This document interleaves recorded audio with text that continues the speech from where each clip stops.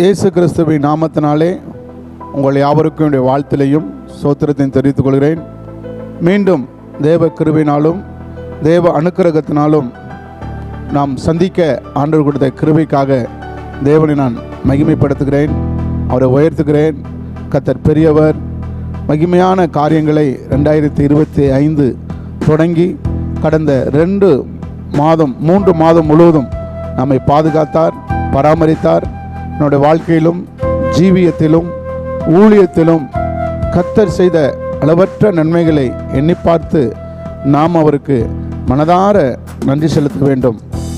காரணம் என்னவென்றால், நாம் நினைப்பதற்கும் வேண்டுவதற்கும் மிகவும் அதிகமாய் நமக்குள்ளே கிரியை செய்கிற வல்லமையின் படியே என்று எழுதப்பட்டிருக்குது.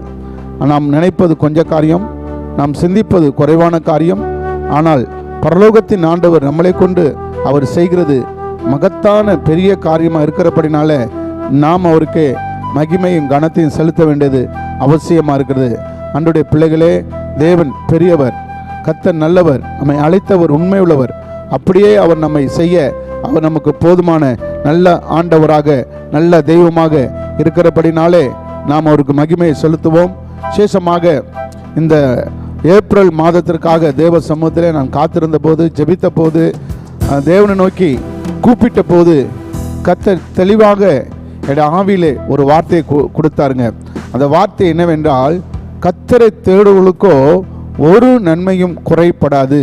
தேவ பிள்ளைகளே, தேவ ஜனமே, கர்த்தரை தேடுகிற நமக்கு, கர்த்தரை வாஞ்சிக்கிற நமக்கு, கர்த்தரையே தன் பலனாக கொண்டிருக்கிற நமக்கு ஒரு நன்மையும் இந்த மாதத்திலே குறைவுபடவே படாது என்று அருள்நாதர் இயேசு என் ஆவியிலே ஒரு தீர்க்கமான வார்த்தையை கர்த்தர் கட்டளையிட்டார்.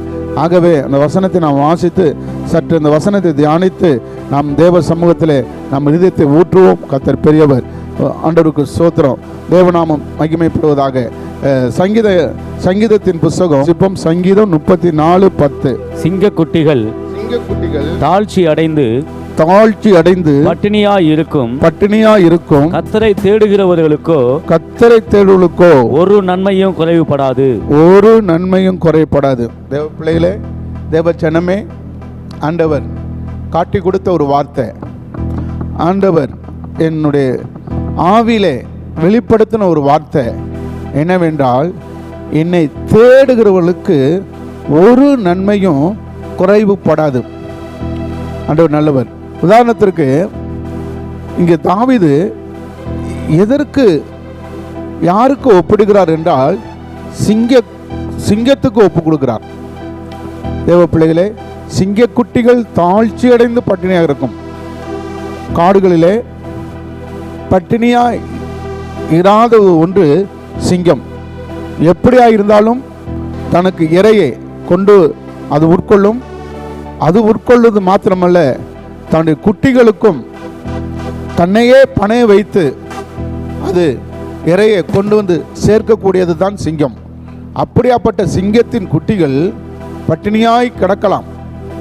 ஆனால் இயேசுவை தேடுகிற உங்களுக்கும் எனக்கும் ஒரு நன்மையும் குறைபடாது. நன்மை குறைபடாது. இன்றைக்கு தேவ பிள்ளைகளை, தேவ ஜனமே, அநேக விதங்களிலே இன்றைக்கு நன்மை வேண்டும் என்று சொல்லி காத்திருக்கிறோம். இந்த தேவை, அந்த நன்மை, இந்த நன்மை, பலவிதமான நன்மை என் வாழ்க்கையிலே நடக்கலையே என்று சொல்லி நீங்கள் துக்கப்பட்டு வேதனைப்பட்டு கலங்கி கொண்டிருக்கலாம். ஆண்டவர் இயேசு உங்களுக்கும் எனக்கும் சொல்லுகிற ஒரு வார்த்தை என்னவென்றால், இதுவரையிலும் பெறாத நன்மையை, இதுவரையிலும் அனுபவித்திராத நன்மையை கர்த்தர் உங்களுக்கு எனக்கு அவர் தர அவர் போதுமானவராக இருக்கிறார். உதாரணத்திற்கு தேவ பிள்ளைகளை, தேவ ஜனமே, வேதத்தில் ரூத்து குறித்து நமக்கு நன்கு தெரியும். ரூத்து ஒரு முடிவு செய்தால், தன்னுடைய மாமியாரோட நகோமியோட வந்து, நகோமி வணங்கின தெய்வத்தை பணிந்து கொள்ளுவேன், அவரை துதிப்பேன், அவர்தான் என்னுடைய தேவன் என்று சொல்லி அவரை நாடி அங்கு வந்து எருசலேமில் வந்து பெத்லகேமில் வந்து அவர் இருக்கும்போது அவருடைய தியாகத்தை பார்த்தார். ரூத்துடைய பிரயாசத்தை பார்த்தார். ரூத்துடைய நம்பிக்கையை தேவன் அறிந்தார். அறிந்தபடினால தான் ரூத்துக்கு கர்த்தர் நன்மை செய்தார். கர்த்தர் பெரிய நன்மை செய்தார். சிறிய நன்மை அல்ல, பெரிய நன்மை. எதனால் அந்த நன்மை உண்டானது? ஆண்டவருடைய பிள்ளைகளே, அவர் உன்னுடைய தேவன் என்னுடைய தேவன் என்கிற ஒரு முடிவை எடுத்தார். உன்னுடைய தேவன் என்னுடைய தேவன் என்கிற முடிவு எடுத்தபடினாலே, அந்த தேவன் தன்னை நம்பினபடினாலே, தன்னை நம்பி வந்தபடினாலே, இந்த மகளுக்கு நான் நன்மை செய்யாது இருப்பது எப்படி என்று அறிந்து அவளுக்கு ஒரு நன்மையை கர்த்தர் கட்டளையிட்டார். ஆண்டவர் சொல்றாருங்க, போவாஸ் மூலமாய் கர்த்தர் பேசுகிறார், இஸ்ரவேலின் தேவனிடத்தில் அடைக்கலமாய் வந்த உனக்கு அவராலே நிறைவான பலன் கிடைப்பதாக, அவராலே நிறைவான நன்மை உண்டாவதாக என்று மூல பாசைகளில் இந்த வசனம் சொல்லப்பட்டதுங்க. தேவ பிள்ளைகளே, தேவ ஜனமே, நகோமிக்கு நிறைவான நன்மையை ரூத்துக்கு நிறைவான நன்மையை செய்த ஆண்டவர் இன்றைக்கு இந்த வார்த்தையை கேட்கிற உங்க கர்த்தருடைய பிள்ளைகளே, கர்த்தருடைய ஜனமே, உங்க ஜீவியத்திலும் உங்க குடும்பத்திலும் இதுவரையிலும் கர்த்தரையே தன் நம்பிக்கையாக கொண்டிருந்து கர்த்தரையே தன் நம்பிக்கையாக வைத்தபடினாலே கர்த்தர் இந்த மாதத்தில் இதுவரையிலும் நீங்கள் பெற்றிராத, இதுவரையிலும் கண்டிராத ஒரு நன்மைகளின் வாசலை அருள்நாதர் இயேசு உங்களுக்காக எனக்காக அவர் இந்த மாதத்திலே திறக்க இருக்கிறார். உங்களுடைய பிள்ளைகளை நீங்கள் தாழ்ச்சி அடைவதில்லை, நீங்கள் குறைந்து போவதில்லை, நீங்கள் குன்றி போவதில்லை. ஏனென்றால் ஜீவனுள்ள தேவனை நீங்க பின்பற்றி இருக்கிறீங்க, ஜீவனுள்ள தேவனுக்கு ஊழியம் செய்திருக்கீங்க, ஜீவனுள்ள தேவனை நீங்க வணங்கி இருக்கிறீங்க, ஜீவனுள்ள தேவனுக்கு நேராக உங்க கைகளை ஏறெடுத்திருக்கிறீங்க. அவர் நிச்சயமாய் உங்களுக்கு ஒரு அற்புதத்தை, உங்களுக்கு ஒரு நன்மையை இந்த மாதத்தில் கர்த்தர் நிச்சயம் செய்வார். சோர்ந்து போகாதீங்க. உங்களை விட பலசாலிகளுக்கு அவர் செய்ய மாட்டார், உங்களை விட வசதி வாய்ப்புள்ள அதிகமானவர்களுக்கு செய்ய மாட்டார். உங்க பலத்தை அறிந்து, உங்க சூழ்நிலை அறிந்து உங்களுக்கு கர்த்தரை தேடினப்பனாலே உங்களுக்கு ஒரு அற்புத நன்மையை கர்த்தர் இன்றைக்கு அவர் கட்டவிழ்த்தோடுகிறார். ஆண்டவர் நாம மையப்படுவதாக. ஒரு வசனத்தை வாசிப்போம். ஆண்டவருக்கு ஸ்தோத்திரம். சங்கீதத்தின் புஸ்தகம் 107 சங்கீதம் 8வது வசனத்தை நாம் வாசிக்கும் போது சீக்கிரமாய் வாசிங்க. சங்கீதம் 107:8.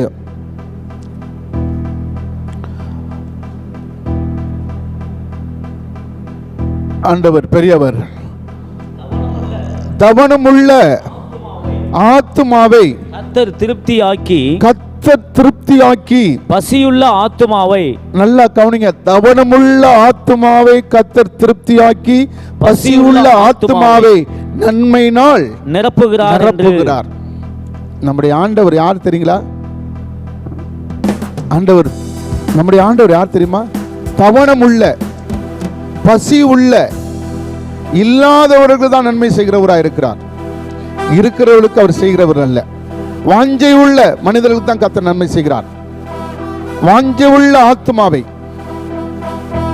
தவனமுள்ள ஆத்துமாவை கர்த்தர் திருப்திப்படுத்துகிறார். அன்று ஸ்தோத்திரம். தேவன் நாம் மையப்படுவதாக. சங்கீதம் 103 வாசிக்கிறோம். தேவ பிள்ளைகளை, தேவ ஜனமே, நன்மையினால் உன் வாயை திருப்திப்படுத்துகிறவர் நம்முடைய ஆண்டவர். நன்மையினால் வாயை திருப்திப்படுத்துகிறவர், நம்முடைய ஆத்துமாவை திருப்திப்படுத்துகிறவர். இந்த உலகத்தில் யாருமே யாராலையும் வாயை திருப்திப்படுத்தவே முடியாதுங்க. நல்ல டைம் டேபிளில் நல்ல வேண்டிய மட்டும் டிஷ்கள் இருக்கலாம், ஆனால் சாப்பிட்ட பிறகு இன்னொன்று இருந்தால் நல்லா இருந்திருக்குமே அப்படி சொல்லக்கூடியதான் வாய். ஆனால் அந்த வாயையே கர்த்தர் திருப்திப்படுத்துகிறார், அந்த வாயையே கர்த்தர் திருப்திப்படுத்துகிறார். ஆண்டவருக்கு ஸ்தோத்திரம். அந்த வசனத்தை வாசிக்கும். சங்கீதம் 103 வாசிக்கும். நன்மையினால் உன் வாயை திருப்தியாக்குகிறார். கழுகுக்கு சமமாய் உன் வயதை திரும்ப வாழ வயது போலாக்குகிறார். பாருங்களேன், வாயை திருப்திப்படுத்துகிறவர், ஆத்துமாவை திருப்திப்படுத்துகிறவர் நம்முடைய ஆண்டவர். ஆகவே உங்களை இந்த மாதத்தில் வாயை நன்மையினால் திருப்திப்படுத்த போகிறார், நன்மையினால் நிரப்ப போகிறார். ஆண்டவர் பெரியவர். தேவ ஜனமே, கர்த்தருடைய பிள்ளைகளே, ஒரு சம்பவத்தை நான் உங்களுக்கு சொல்ல விரும்புகிறேன். என்னவென்றால், என்னாகமம் புத்தகத்தில் பார்க்கிறோம் 11ஆம் அதிகாரத்தில் இதை நான் சுருக்கமாக சொல்லி என் வார்த்தையை முடித்துவிட நான் விரும்புகிறேன். 11ஆம் அதிகாரத்தில் நீங்கள் வாசிப்பீர் என்றால், இஸ்ரேல் ஜனங்கள் வனாந்திரத்தில் புறப்பட்டு வர்றாங்க. புறப்பட்டு வரும்போது அவங்களுக்குள்ளாக ஒரு எண்ணம் உண்டாகுதுங்க. அதாவது சாப்பிட வேண்டும்ங்கிற எண்ணம். இதுவரையிலும் ஐயோ இந்த மன்னாவை மாத்திரம் சாப்பிட்டு இருக்கமே, இந்த காய்களை மாத்திரம் சாப்பிட்டு இருக்கமே, இறைச்சியை சாப்பிடவில்லையே என்று சொல்லி அவங்க முறையிடுறாங்க. இப்ப முறையிடும் போது கர்த்தர் மோசே இடத்துல சொல்லுகிறாரு, இன்றைக்கு உங்களை நீங்க பரிசுத்தம் பண்ணிக்கொள்ளுங்க, நாளைக்கு கர்த்தர் உங்கள் நடுவில் அற்புதம் செய்வார் என்று சொல்லி உடனே நாளைக்கு கர்த்தர் உங்களுக்கு இறைச்சியை புசிக்க கொடுப்பார் என்று சொல்லுகிறாங்க. அப்ப இறைச்சியை கொடுப்பான்னு சொன்னோடனே மோசைக்கு ஒரு கணக்கு வந்துருதுங்க. என்ன கணக்கு? இவ்வளவு லட்சம் ஜனங்கள் இருக்காங்க, ஏறத்தாழ 34 லட்சம் ஜனங்கள் இருக்காங்க, இவ்வளவு ஜனங்களுக்கு இறைச்சியா? இது என்ன ஆகும்? இது எப்படி நடக்கும் என்கிற ஒரு சிந்தனை மோசைக்குள்ளாக வந்தது. மோசை பல அற்புதங்களை கண்டவர், பல அற்புதங்களை செய்தவர். எகிப்திலே 10 வாதைகளை உண்டு பண்ணி தேவன் தான் தேவன் என்பதை நிரூபித்தவர். அதற்கு மேலாக செங்கடலை பிளந்தவர். அதற்கு ஸ்தோத்திரம். மாறாவை மதுரமாய் ஆக்கினவர். அதோடு இல்லாம கண்மலை அடித்து பேசி தண்ணீரை வரவழைத்தவர். இவ்வளோ அற்புதங்களை பெற்றிருந்த ஒரு மனுஷன் இது எப்படி நடக்கும், இது எப்படி ஆகும் என்று சொல்லி கேள்வி கேட்கிறார். அதற்கு கர்த்தர் சொல்கிறாரு, என் கை குறுகினதோ குறுகி போயிட்டோ இல்லை என்பதை நாளை இந்நேரம் நீங்கள் பார்க்க முடியும் என்று சொல்லுகிறார். அப்போ ஆண்டோடைய பிள்ளைகளை தேவ ஜனமே எல்லாரும் காத்திருக்காங்க, நாளைக்கு இறைச்சி கிடைக்கும் என்று சொல்லி விருப்பத்தோட வாஞ்சையோட காத்திருக்காங்க. என்ன நடக்க போகுது, ஏது நடக்க போகுதுங்கிற ஒரு எதிர்பார்ப்பு அந்த இடத்துல நடந்து கொண்டிருக்கிறது. ஆனால் வேதம் சொல்லுகிறது, கர்த்தரிடத்திலிருந்து ஒரு காற்று புறப்பட்டது. கர்த்தரிடத்திலிருந்து ஒரு காற்று புறப்பட்டு சமுத்திரத்திலிருந்து, ஆண்டவருக்கு ஸ்தோத்திரம், சமுத்திரத்தில் வலை போட்டா தான் மீன் வெளியே வரும், சமுத்திரத்தில் பிரயாசப்பட்டதான் வெளியில வரும். சமுத்திரத்தில் ராம் முழுவதும் பிரயாசப்பட்டும் அகப்படாத மனுஷன் இருந்தான் வேதத்தில், தேவ பிள்ளையில தேவ ஜனமே. ஆனா கர்த்தரிடத்திலிருந்து ஒரு காற்று புறப்பட்டு வந்து சமுத்திரத்திலிருந்து காடைகளை கொண்டு வந்து குவித்து விட்டது. எப்படி குவித்தது என்றால், இந்த பக்கம் ஒரு நாள் பிரயாணம், அந்த பக்கம் ஒரு நாள் பிரயாணம், இந்த பக்கம் ஒரு நாள் பிரயாணம், இந்த பக்கம் ஒரு நாள் பிரயாணம். ஆக ஒவ்வொரு 4 பக்கமும் ஒவ்வொரு நாள் பிரயாணத்தில் காடுகளை கொண்டு வந்து குவித்து விட்டார். ஜனங்களுக்கு ஒரே மகிழ்ச்சி, ஜனங்களுக்கு ஒரே சந்தோஷம். என்ன என்று தெரியவில்லையே, இப்படி கிடைத்து விட்டது என்று சொல்லி அவங்க எல்லாரும் எடுத்து புசித்து சாப்பிட்றாங்க, சாப்பிட்டு கொண்டே இருக்கிறாங்க. வேதம் சொல்லுகிறது, அன்பான கர்த்தருடைய பிள்ளைகளே, அவங்க திகட்டி போகும் மட்டும், அதோடு இல்லாம அவருடைய மூக்களை வந்து எட்டி பார்க்கும் அளவும் அவர் அவளை திருப்திப்படுத்தினார். நம்முடைய ஆண்டவர் திருப்திப்படுத்த ஆரம்பிச்சிட்டா அளவே இருக்காது. ஆனந்தம், எவ்வளவு பெரிய ஆனந்தம், எவ்வளவு பெரிய மகிழ்ச்சி கர்த்தருடைய பிள்ளைகள். அவ்வளோ பெரிய தேவன் அந்த 34 லட்சம் பேருக்கும் அவங்களுடைய இந்த விருப்பத்தை ஒரே நாளில் நிறைவேற்றினவர். இந்த மாதத்திலே உங்க விருப்பத்தை அருள்நாதர் இயேசு நிறைவேற்றி உங்களுக்கு ஒரு நன்மையை தரப்போகிறார். தேவ பிள்ளைகளை தேவ ஜனமே, இயேசு என்ன செஞ்சார் தெரியுங்களா? 3 நாள் அளவும் ஜனங்களை வனாந்தரத்தில் வைத்து போதகம் பண்ணுகிறார். போதகம் பண்ணி கொண்டிருக்கும் போது சீசர்களை பார்த்து சொல்லுகிறார், இவர்களை நான் பசியோடு அனுப்புவது எனக்கு விருப்பம் அல்ல, இவர்களுக்கு ஏதாவது ஒரு நன்மை செய்ய வேண்டும், இவர்களுக்கு ஏதாவது ஆகாரம் கொடுக்க வேண்டும் என்று சொல்லி அவர் விரும்புகிறார். அப்ப விரும்பும் போது சீசர்கள் கேட்கிறாங்க, ஆண்டவரே நாங்கள் எங்க ஆண்டவர் போவோம், எங்கே ஆண்டவர் போவோம், எப்படி ஆண்டவர் நடக்கும், ஏது ஆண்டவர் நடக்கும் அப்படின்னு கேட்குறாங்க. இல்லை, நீங்களே எதையாயிலும் கொடுங்க அப்படின்னு இயேசு சொல்றாருங்க. அப்போ ஒரு சிறுவன் கையில் 5 அப்பமும் 2 மீனும் இருந்தது. அது 5000 புருஷர்கள் சாப்பிட்டு திருப்தி அடைந்து, வசனம் சொல்றாங்க, திருப்தி அடைந்து மீதி 12 கூடை நிறைவாய் எடுத்தார்கள். 12 கூடை நிறைவு நன்மையினால் எடுத்தார்கள். தேவ பிள்ளைகளை தேவ ஜனமே, கர்த்தருக்குள் பிரியமானவர்களே, இந்த மாதத்தில் கர்த்தர் உங்களை திருப்திப்படுத்தி மீதம் எடுக்க வைக்கிற ஒரு மாதத்தை கர்த்தர் உங்கள் முன் வைத்திருக்கிறார். எதனால வைத்திருக்கிறார்? இதுவரையிலும் நீங்க உங்கள் பிரயாசத்தை அவர் அறிந்திருக்கிறார், உங்க முயற்சிகளை அறிந்திருக்கிறார், உங்க ஜெப விண்ணப்பங்களை அறிந்திருக்கிறார், நீங்க ஆண்டவருக்காக இயேசுவுக்காக நின்றதை அவர் அறிந்திருக்கிறார், இயேசு மேல் கொண்டிருந்த வைராக்கியத்தை அவர் அறிந்திருக்கிறார். ஆகையினாலே இயேசு உங்களுக்கு ஒரு நன்மை செய்ய போகிறார். ஒரு நன்மையும் குறைபடாது. எந்தெந்த நன்மை? பிள்ளைகள் வாழ்க்கையில் நன்மை, குடும்பத்தில் நன்மை, படிப்பில் நன்மை, ஊழியத்தில் நன்மை, பதவி உயர்வுல நன்மை, சம்பள உயர்வுல நன்மை, சுகத்தில் நன்மை, பலவித நன்மைகளை கர்த்தர் செய்து எதிலெல்லாம் குறைப்பட்டு தாழ்ச்சி அடைந்தீர்களோ அதிலெல்லாம் ஒரு நன்மையை கர்த்தர் கொடுத்து உங்களை திருப்திப்படுத்துகிற ஒரு மாதம் தான் இந்த ஏப்ரல் மாதம்.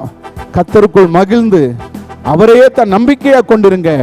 ஒரு குறைவில்லாம வாழ்ந்து சுகமா இருந்து ஆண்டோடைய அற்புதத்தை பெற்றுக்கொள்ளுங்க. உங்களுக்காக ஒரு சிறு ஜெபத்தை ஏறெடுக்கிறேன். கர்த்தர் பெரியவர், சர்வ வல்லமையுள்ள தேவனே, இயேசு கிறிஸ்துவின் நாமத்தில் உங்க முகத்தை பார்க்கிறோம். முகத்தை பார்க்கிறோம்ப்பா. கர்த்தரை தேவர்களுக்கோ ஒரு நன்மையும் குறைப்படாதப்பா, ஒரு நன்மையும் குறைப்படாத ஆண்டவரே. எவ்வளவு பெரிய அன்புள்ளவர் ஆண்டவரே. எங்களை ஐஸ்வர்யவான்கள் ஆக்கும்படி சிலுவையிலே தரித்திரனானவரே, உம்முடைய தரித்திரத்தினாலே நாங்கள் ஐஸ்வர்யவானம் என்று எழுதப்பட்டுக்குதே. அந்த ஐஸ்வர்யம் இயேசுவின் நாமத்தினாலே இந்த வார்த்தையை கேட்ட ஒவ்வொரு வாழ்க்கையிலும் நன்மை கிருபையும் தொடர்வதாக, தீமைகள் விலகுவதாக, பொல்லாப்புகள் விலகுவதாக, வியாதிகள் மறைவதாக, அடைக்கப்பட்ட வாசல்கள் திறக்கப்படுவதாக, சுகம் உண்டாவதாக. இயேசுவின் நாமத்தினாலே வாழ்த்தி ஆசீர்வதிக்கிறேன் நல்ல பிதாவே. ஆமேன், ஆமேன். God bless you. கர்த்தர் உங்களை ஆசீர்வதிப்பாராக. தேவ சமாதானம் உங்களோடு இருப்பதாக. ஆமேன், ஆமேன், ஆமேன்.